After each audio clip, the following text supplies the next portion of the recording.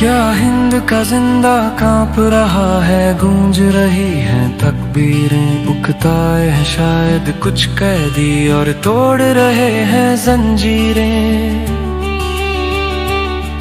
दीवारों के नीचे आकर यूं जमा हुए हैं जिंदानी, सीनों में तला तुम बिजली का, आंखों में झलकती शमशीरें।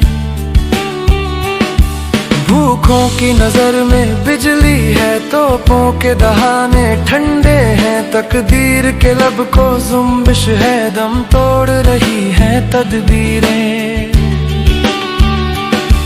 आंखों में गदा की सुर्खी है, बेनूर है चेहरा सुल्ता का, तखरीब ने परचम खोला है, सजदे में पड़ी है तामीरें।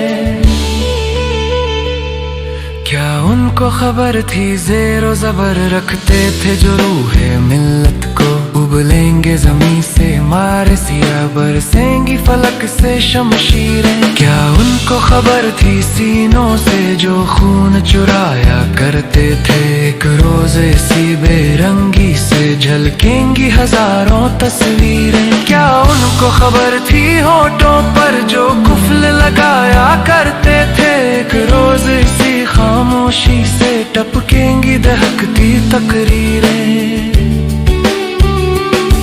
संभलो कि वो जिंदा गूंज उठा, झपटो कि वो कैदी छूट गए, उठो कि वो बैठी दीवारें, दौड़ो कि वो टूटी जंजीरें।